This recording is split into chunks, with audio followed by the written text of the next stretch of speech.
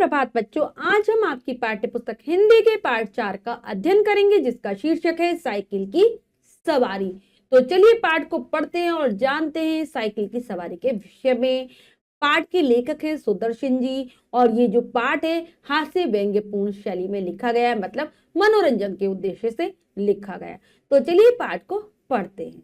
पाठ 4, साइकिल की सवारी। इस संस्मरण के लेखक श्री सुदर्शन जी हिंदी के प्रमुख कहानीकारों में गिने जाते हैं। प्रेमचंद की तरह आप भी आदर्शवादी कहानियां लिखते थे। आपने अपनी कहानियों में बोलचाल की मुहावरेदार भाषा का प्रयोग किया है। प्रस्तुत कहानी हास्य व्यंग्य से पूर्ण है, जिसमें आपने साइकिल चलाना सीखने वाली आकांक्षाओं और कल्पनाओं का सजीव चित्रण किया है। तो बच्चों, ये जो पाठ है हास्य व्यंग्यपूर्ण शैली में लिखा गया है, एक संस्मरण है, मतलब एक लेखक की याद है उसको। तो जो सुदर्शन जी हैं बच्चों, ये एक महान कहानीकार हैं, जैसे कि हमारे प्रेमचंद जी थे। समाज से संबंधित कहानियां लिखते थे, आदर्श पूर्ण कहानियां लिखते थे, यानी कि जो आदर्श के रूप में स्थापित होती थी, हमें कुछ सीख देती थी।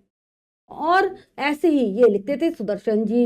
इन्होंने जो भाषा है ना वो मुहावरेदार है, मुहावरों का प्रयोग किया है उन्होंने, और अपने जीवन की ही घटना के बारे में बताया है कि किस प्रकार से जो साइकिल चलाना सीखता है उसके मन में क्या क्या आकांक्षाएं आती है, क्या क्या वो कल्पनाएं करता है।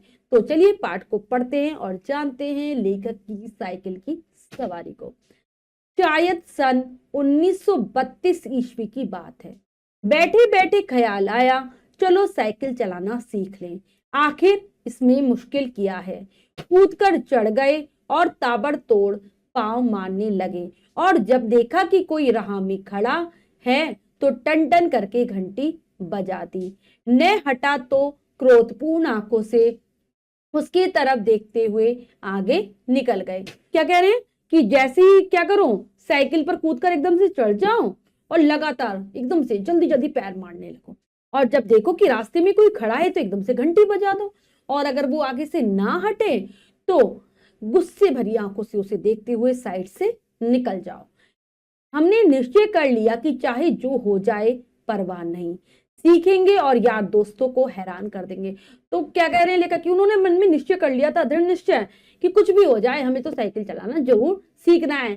हम किसी के बारे में नहीं सोचेंगे और अचानक से सीखकर अपने दोस्तों को क्या कर देंगे, हैरान कर देंगे, आश्चर्य में डाल देंगे। दूसरे दिन हमने फटे पुराने कपड़े तलाश किए और उन्हें ले जाकर श्रीमती जी के सामने पटक दिया कि जरा इनकी मरम्मत कर दो। तो लेखक क्या करते हैं, साइकिल चलाना सीखने के लिए फटे पुराने कपड़े से निकाल लेते हैं ढूंढकर, और अपनी पत्नी के सामने ले जाकर डाल देते हैं कि इनको ठीक कर दो। श्रीमती जी ने हमारी तरफ अचरज भरी दृष्टि से देखा और कहा, इन कपड़ों में अब जान ही कहाँ है जो मरम्मत करूं, ये तो फेंक दिए गए थे, आप कहां से उठा लाए, वहीं जाकर डाल आइए। तो लेखक की पत्नी बहुत हैरानी के साथ उनको देखने लगती है और कहती है कि इनमें ये कपड़े तो बेकार हो चुके हैं, इनको फेंक दिया था, इनमें बिल्कुल भी जान नहीं है कि मैं इनको ठीक कर दूं। जहाँ कहा, मैंने तो इन्हें फेंक दिया था, जाओ वापस वहीं पर फेंक के आ जाओ। हमने मुस्कुराकर श्रीमती जी की तरफ देखा, फिर कहा, तुम हर समय बहस न किया करो, आखिर में इन्हें ढूंढ ढांड कर लाया हूं तो ऐसे ही तो नहीं उठा लिया, कृपया करके इनकी मरम्मत कर डालो जल्दी से। तो मुस्कुराते हुए लेखक अपनी पत्नी की तरफ देखते हैं और कहते हैं कि हर चीज में तुम बहस करते हो, बहस मत करा करो। अगर मैं इन्हें ढूंढ ढांड के लाया हूं तो किसी काम के लिए ही लाया हूँ, ऐसे तो नहीं ले आऊंगा, तुम इनको जल्दी से ठीक कर दो। मगर श्रीमती जी बोली, पहले बताओ इनका बनेगा क्या। झक मारकर बताना पड़ा कि रोज रोज का तांगे का खर्च मारे डालता है, साइकिल चलाना सीखेंगे और पैसे बचाएंगे। तो जब श्रीमती जी बार बार कहने लगी कि पहले बताओ इनसे क्या बनवाओगे, तो बहुत परेशान होकर लेखक को उन्हें बताना पड़ता है कि तांगे में जाने में रोजाना खर्च होता है, अब हम साइकिल चलाना सीखेंगे और पैसे बचाएंगे, उसमें ही साइकिल पर ही जाया करेंगे जहां जाना है। श्रीमती जी ने बच्चे को सुलाते हुए हमारी तरफ देखा और मुस्कुराकर बोली, मुझे तो आशा नहीं कि आपसे यह बेल मड़े चढ़ सके, खैर कोशिश कर देखिए, मगर इन कपड़ों का क्या करेंगे। जो लेखक की पत्नी होती है वो बच्चे को सुला रही होती है, सुलाते हुए कहती है हंसते हुए कि मुझे आशा नहीं कि ये कार्य संभव हो सकेगा। बेलमड़ी चढ़ मतलब कार्य संभव होना, कार्य संभव हो सकेगा लेकिन कोशिश कर लीजिए। लेकिन इन कपड़ों का क्या करोगे?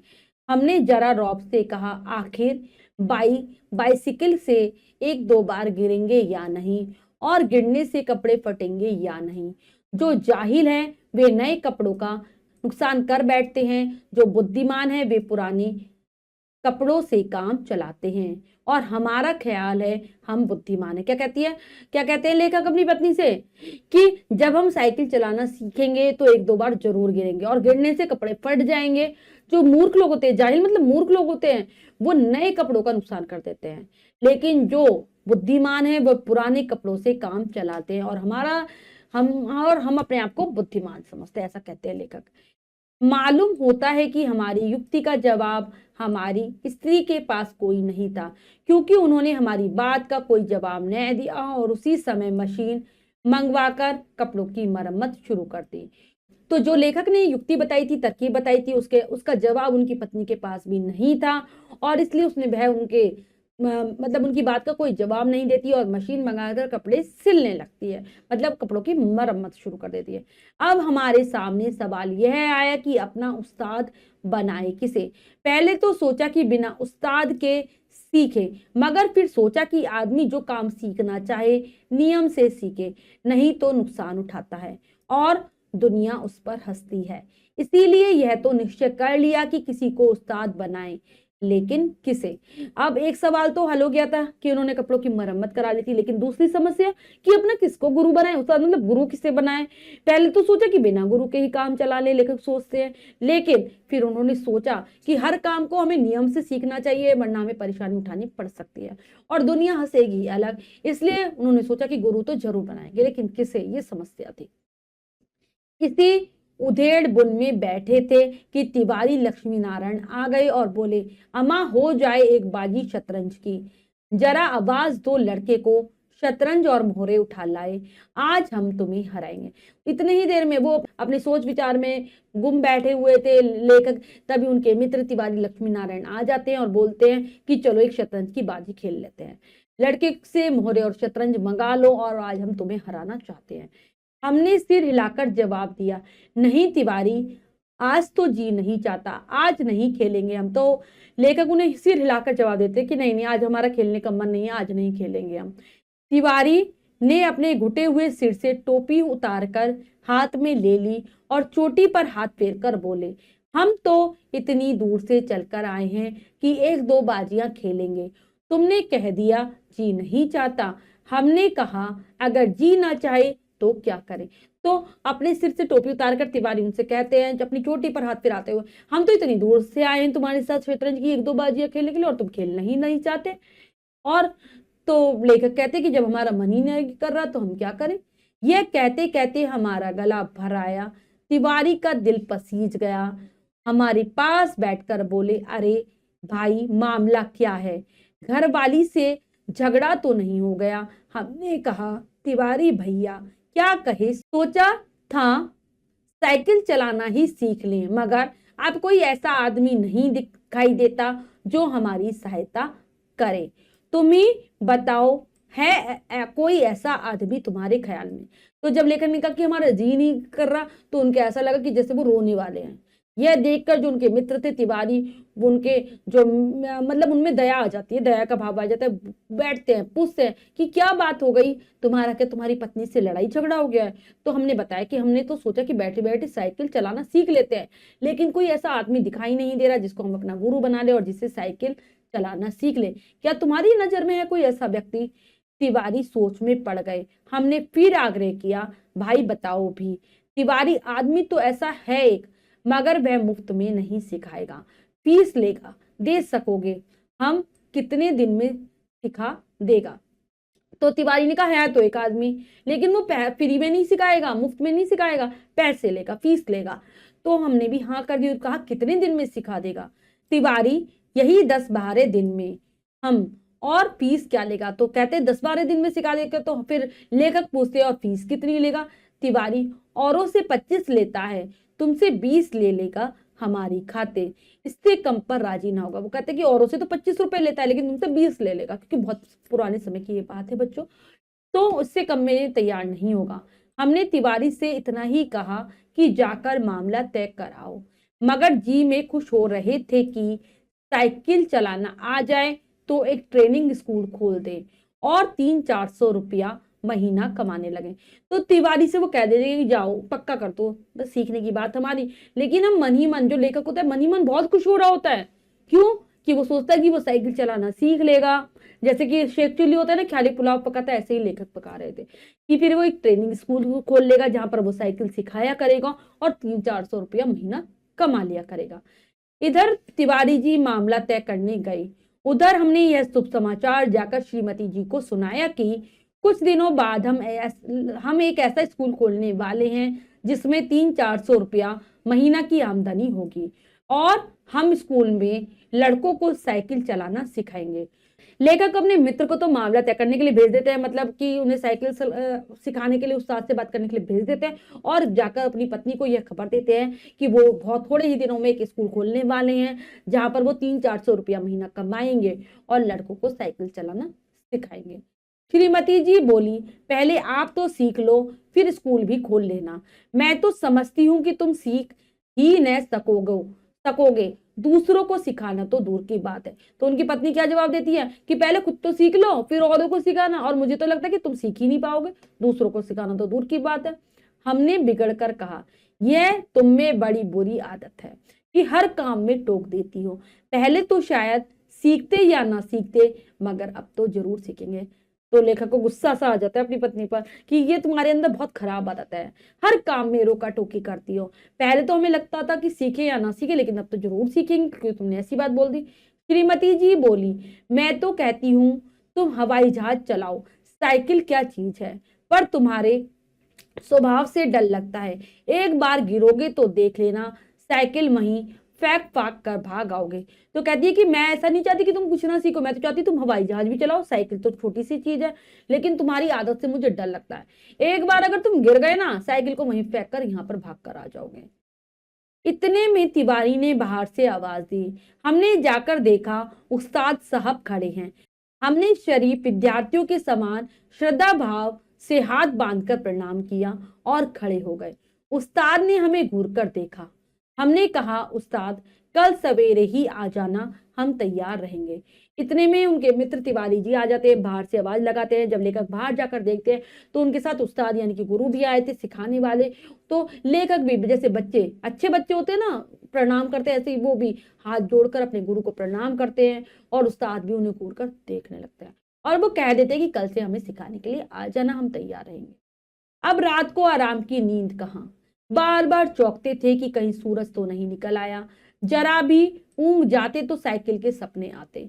एक बार देखा कि हम साइकिल से गिरकर घायल हो गए हैं, दूसरी बार देखा कि साइकिल पर सवार हैं, साइकिल आप से हवा में उड़ी जा रही है और लोग हमारी तरफ आंखें फाड़ फाड़ कर देख रहे हैं।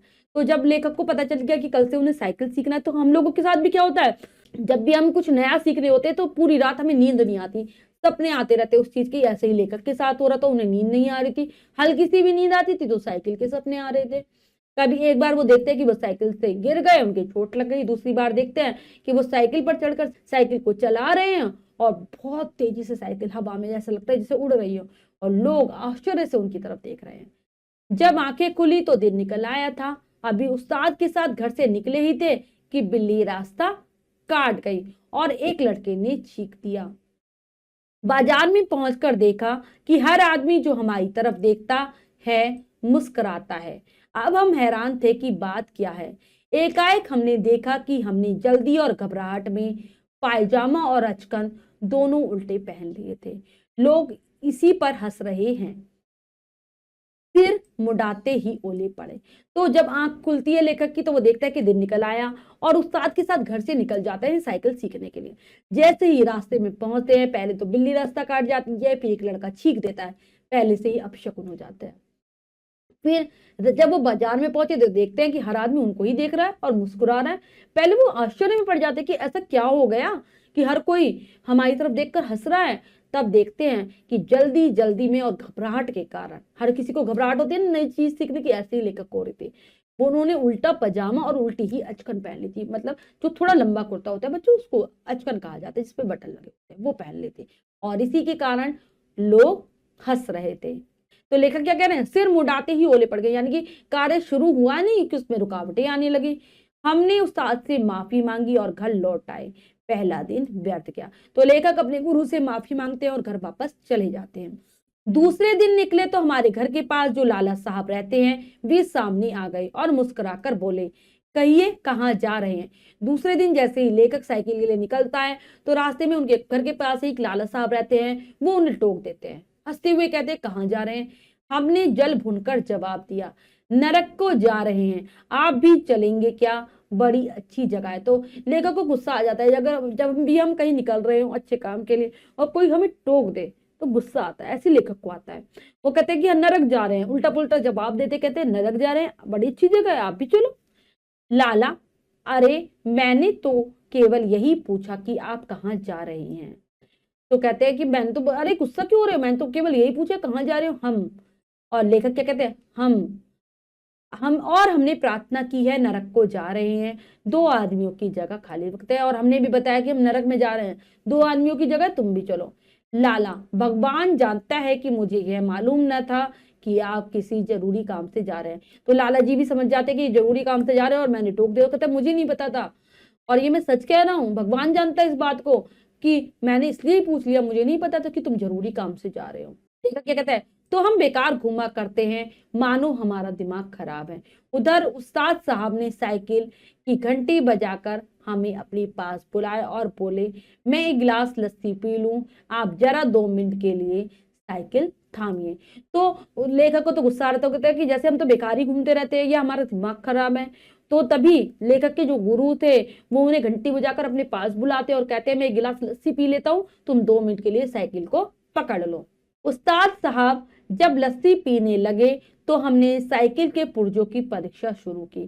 फिर कुछ जी में आया तो उसका हैंडल पकड़कर जरा चलाने लगे, मगर 2 कदम गए होंगे कि ऐसा मालूम हुआ जैसे कि साइकिल हमारे सीने पर चढ़ी जाती है। दूसरे क्षण साइकिल पूरे जोर से हमारे पांव पर गिर पड़ी। तो जब लस्सी पीने के लिए चले जाते हैं तो लेखक साइकिल को अच्छे से देखने लगता है कि उसमें क्या क्या पुर्जे लगे हैं, और फिर उसका हैंडल पकड़कर उसको थोड़ा सा चलाने लगता है।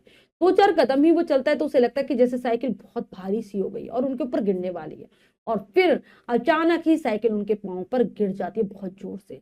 उस्ताद जी लस्सी छोड़कर दौड़े आए, कुछ दयावान लोग भी जमा हो गए, सबने मिलकर हमारा पांव साइकिल से निकाला। उस्ताद ने साइकिल देखकर कहा, यह तो टूट गई, बनवानी पड़ेगी। तो जब जैसे ही लेखक के पैर के ऊपर साइकिल गिरती है वो दौड़कर आ जाते हैं, उनके जो उस्ताद थे और कुछ जो दयालु लोग होते हैं वो भी आ जाते हैं। सब मिलकर लेखक का पांव साइकिल से निकालते हैं, और साइकिल देखकर जो उनके उस्ताद है वो कहते हैं, ये तो टूट गई है, अब बनवानी पड़ेगी, सही करवानी पड़ेगी। आज का दिन भी गया, मगर हमारे वीर हृदय का साहस और धीरज देखिए, हम अब भी मैदान में डटे रहे, कई बार गिरे, घुटने तुड़वाए, कपड़े फड़वाए, पर जनाब क्या मजाल जो जी छूट जाए। 8-9 दिन में साइकिल चलाना सीख गए, मगर अभी तक उस पर चढ़ना नहीं आता था। तो आज का दिन भी लेकर कह रहे बेकार चला जाता है, लेकिन वो इतने साहसी हृदय वाले थे, अपने आप को कहते कि मेरे अंदर इतना धैर्य था कि मैंने साइकिल चलाना नहीं छोड़ा। कई बार लेखक गिरते हैं, उनके घुटनों में चोट आती है, कपड़े फट जाते हैं, लेकिन फिर भी वो साइकिल चलाना नहीं छोड़ते। 8-9 दिन में वह साइकिल चलाना थोड़ा थोड़ा सीख जाते हैं, लेकिन उन्हें चढ़ना नहीं आता। उस दिन उस्ताद ने हमें साइकिल पर चढ़ा दिया और सड़क पर छोड़ दिया कि लिए जाओ, अब तुम सीख गए। तो अगले दिन 8-9 दिन बाद जो उस्ताद थे वो साइकिल पर उन्हें चढ़ाकर सड़क पर छोड़ देते कि जाओ, अब तुम सीख गए हो। हम साइकिल चला रहे थे और दिल ही दिल में फूले न समा रहे थे, मगर हाल यह था कि कोई आदमी 100 गज के फासले पर भी होता तो हम गला फाड़कर चिल्लाना शुरू कर देते, साहब जरा बाईं तरफ फट जाइएगा, हम नए सवार हैं और साइकिल हमारे वश में नहीं है। तो लेखक फिर साइकिल चलाना सीख जाते हैं, बहुत खुश हो रहे होते हैं, साइकिल पर जब चढ़कर जाते हैं। कोई आदमी उन्हें 100 गज की दूरी से भी दिख जाता, बहुत दूरी से भी दिख जाता, जोर जोर से गला फड़ गई कि जोर जोर से, बहुत जोर जोर से चिल्लाना शुरू कर देते थे कि बाईं तरफ हो जाओ, हमने नया नया साइकिल चलाना सीखा है और ये हमारे वश में नहीं है, मतलब हम इसे रोक नहीं सकते हैं। सहसा सामने से तिवारी आते दिखाई दिए। हमने उन्हें भी दूर से ही अल्टीमेटम दे दिया, ओ तिवारी बाईं तरफ हो जाओ वरना साइकिल ऊपर चढ़ा देंगे। तभी उनके मित्र तिवारी उन्हें सामने से आते हुए दिखाई देते हैं। वो दूर से ही अल्टीमेटम यानी कि आखिरी चेतावनी देते थे उन्हें कि बाईं तरफ हो जाओ वरना हम तुम्हारे ऊपर साइकिल चढ़ा देंगे। तिवारी ने अपनी छोटी छोटी आंखों से हमारी तरफ देखा और मुस्कुराकर कहा, जरा एक बात तो सुनते जाओ। तिवारी उनको देखकर हंसने लगते हैं, मुस्कुराते हुए कहते हैं, जरा मेरी एक बात तो सुनते जाओ। हमने कहा, इस समय कैसे सुन सकते हैं, देखते नहीं हो साइकिल पर सवार है। तो कहता है, हमने कहा, लेखक क्या कहते हैं, अभी हम तुम्हारी कोई बात नहीं सुन सकते, हम साइकिल पर सवार हैं कि साइकिल चला रहे हैं। तिवारी, तो क्या जो साइकिल चलाते हैं वे किसी की बात नहीं सुनते, जरा उतर जाओ फिर चढ़ जाना। तो कहते हैं, तिवारी भी कह देते हैं कि ऐसे कौन सा है जो साइकिल चलाते हुए किसी की बात नहीं सुनता, तुम थोड़ी देर के लिए उतर जाओ फिर चढ़ जाना। हमने लड़खड़ाती साइकिल को संभालते हुए जवाब दिया, उतर आए तो फिर चढ़ाएगा कौन, अभी चलाना सीखा है, चढ़ना नहीं सीखा। तो लेखक साइकिल को संभालते हुए लड़खड़ाती सी आवाज में, बहकती सी आवाज में जवाब देते हैं कि हमने अभी साइकिल चलाना सीखा, चढ़ना नहीं सीखा, अगर हमने रोक दी तो हमें साइकिल पर चढ़ाएगा कौन। तिवारी चिल्लाते ही रह गए, हम आगे निकल आए। इतने में सामने से तांगा नजर आया, हमने दूर से ही टाट दिया, बाईं तरफ रहना भाई। तो तिवारी चिल्लाते रह जाते, अपनी बात सुनाते रह जाते हैं, लेकिन लेखक उनकी बात नहीं सुनते और कहते हैं और आगे निकल जाते हैं। तभी सामने से एक तांगे वाला तांगा लेकर आता हुआ नजर आता है। ये देखिए तांगा ऐसा होता है, ठीक है। और तो लेखक उसे देखकर भी जोर से चिल्लाने लगते हैं, उसे डांटने लगते हैं, बाईं तरफ रहना, बाईं तरफ रहना। तांगा बाईं तरफ मुड़ गया, हम अपने रास्ते से चले जा रहे थे। एकाएक पता नहीं घोड़ा भड़क उठा या तांगे वाले को शरारत सूझी, जो भी हो तांगा हमारे सामने आ गया, हमारे हाथ पांव फूल गए। तो तांगा बाईं तरफ आराम से चला गया, लेकिन अचानक से पता नहीं क्या हुआ, एकाएक मतलब अचानक से क्या होता है कि घोड़ा भड़क जाता है, या जो तांगे वाला होता है जानबूझकर ऐसा करता है कि तांगा लेखक के सामने आ जाता है और वो जो घबराने लगता है, हाथ पांव फूल गए मतलब वो घबराने लगते हैं, लेखक बहुत घबरा जाते हैं। जरा सा हैंडल घुमा देते तो हम दूसरी तरफ निकल जाते, बुरा समय आता है तो बुद्धि पहले नष्ट हो जाती है। तो लेखक क्या कह रहे हैं, अगर वो जरा सा ही हैंडल घुमा लेते तो दूसरी तरफ आराम से निकल जाते। क्या कह रहे हैं लेखक, जब बुरा समय होता है ना तो बुद्धि पहले ही खराब हो जाती है। तो ऐसे ही लेखक के साथ हुआ, उसे समझ में ही नहीं आया उसे क्या करना चाहिए, हल्का सा हैंडल घुमा देना चाहिए या नहीं। क्षण भर में हमारे जीवन की सारी घटनाएं हमारी आंखों में फिर गई और दूसरे क्षण हम और हमारी साइकिल दोनों तांगे के बीच। तो ऐसा लगा लेखक को कि उनका अंतिम समय आ गया, जितनी भी उनके जीवन की घटनाएं थी सब उनके आगे पीछे नाचने लगी, आंखों के सामने आ गई। अगले क्षण क्या होता है, लेखक और उनकी साइकिल दोनों ही तांगे के नीचे थी। जब होश में आए तो हम अपने घर में थे और हमारी देह पर न जाने कितनी पट्टियां बंधी थी। हमें होश में देखकर श्रीमती जी ने कहा, क्यों अब क्या हाल है, मैं कहती न थी साइकिल चलाना न सीखो। उस समय तो किसी की सुनते नहीं थे। तो जब लेखक को थोड़ा सा होश आ जाता है, क्योंकि वो तो बेहोश हो जाता है उस समय, और वो अपनी घर में अपने आप को पाता है और देखता है कि उसके शरीर पर, देह पर यानी कि उसके शरीर पर बहुत सारी पट्टियां बंधी हुई है। और उनकी पत्नी उनसे पूछती है, कहो क्या हाल है अब, मैं तो पहले से ही कह रही थी कि साइकिल मत सीखो चलाना, लेकिन तुम सुनते ही कहाँ हो, किसी की बात मानते ही कहाँ हो। हमने सोचा लाओ सारा इल्जाम तिवारी पर थोप दे और साफ बच जाए। हम बोले, यह सब तिवारी की शरारत है। तो लेखक कहते हैं कि हमने सोचा कि चलो अपना जो हमारे ऊपर जो हमारा जो दोष है किसी और पर लगा देते हैं, इसलिए उन्होंने तिवारी पर लगाने का सोचा कि तिवारी पर लगा देते हैं सारा इल्जाम और हम बच जाएंगे।